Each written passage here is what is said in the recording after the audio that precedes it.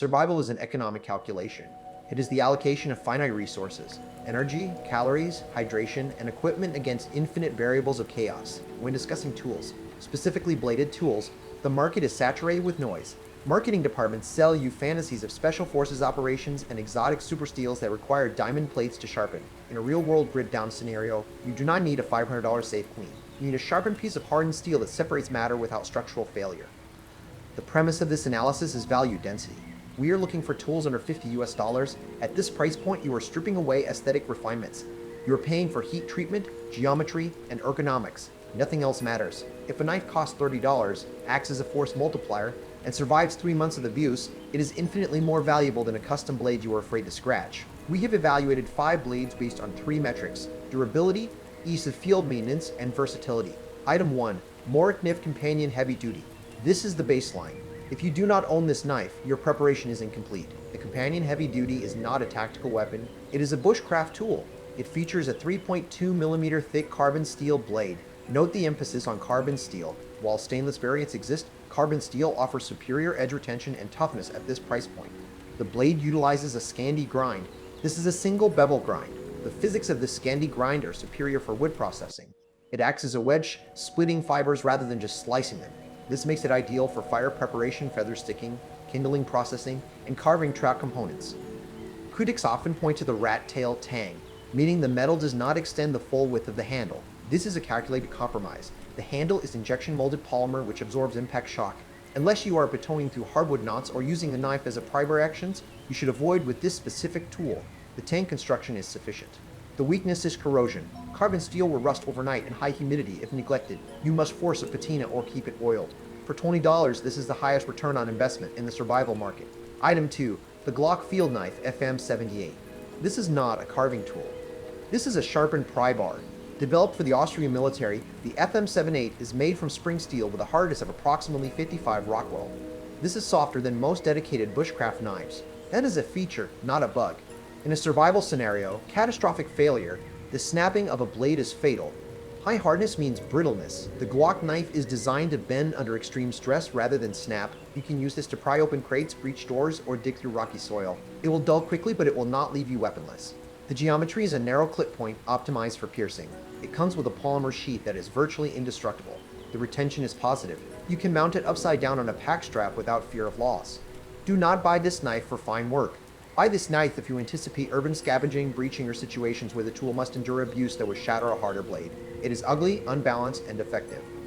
Item 3. Cold Steel SRK Compact. The standard SRK is a legend, but the compact version often falls under the $50 threshold and offers better mobility. SRK stands for Survival Rescue Knife. The geometry here is a clip point with a hollow grind or flat grind depending on the production run.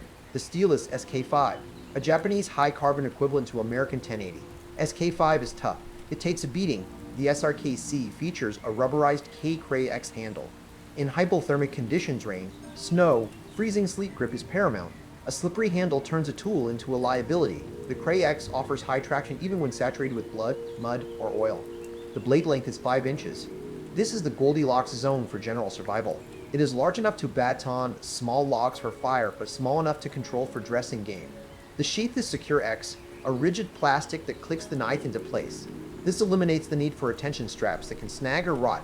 If you need a single do-it-all knife that bridges the gap between tactical defense and woods survival, the SRK-C is the logical choice. Item 4. Schrade SCHF36. If your environment is deep wilderness boreal forest or heavy woodland, you need mass. The Schrade SCHF36 is a 1/4 inch thick slab of 1095 high carbon steel. It is heavy. It functions less like a knife and more like a hatchet. The primary function of this tool is processing wood. The weight allows for efficient chopping.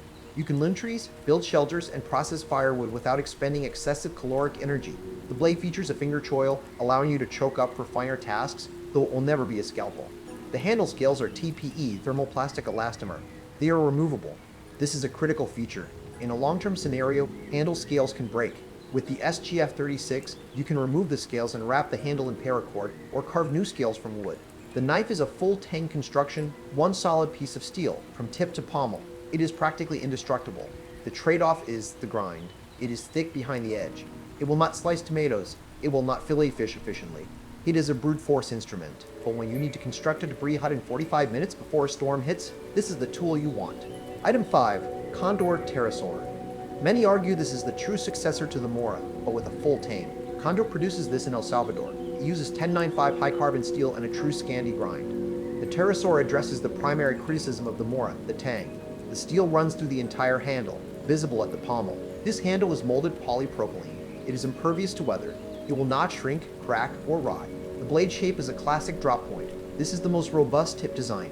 It places the point in line with the center of the handle, allowing for precise drilling and maximum control. The spine is ground to a sharp 90-degree angle. This is essential for striking a ferrocerium rod. You do not want to use your blade edge to strike sparks. It destroys the sharpness. Using the spine preserves your cutting edge. The Terasaur comes with an indestructible plastic sheath. It is friction fit, simple, effective. For a price often under $45, you get a full tang, high carbon, Scandi ground bushcraft knife. It is boring, and that is why it works. It has no moving parts, no gimmicks, and no weak points. Operational analysis. When acquiring these assets, understand the maintenance curve. 4 out of 5 of these knives use carbon steel. You must carry oil. Mineral oil is food safe. In a pinch, animal fat or motor oil will prevent rust on the blade, though obviously do not prepare food with a blade coated in motor oil. Sharpening is the second half of the equation. A dull knife is a dangerous knife because it requires excessive force to cut, leading to slippage. Learn to sharpen on a flat river stone. Learn to strop the edge on a leather belt or even the top of a car window. Do not be seduced by price tags. A $300 knife lost in the woods is a tragedy. A $30 knife lost in the woods is a statistic. Redundancy is key. For the price of one premium brand knife, you can outfit a primary bag, a vehicle kit, and a cache with reliable steel. The knife does not save you. The skills you apply to the knife save you, but these 5 options ensure that when you apply those skills, the tool will not fail. Make your selection based on your environment. Urban, Glock or SRK, Wilderness, Schrade or Condor, General Purpose, Mora. Acquire the asset. Train with it until the handle wears smooth.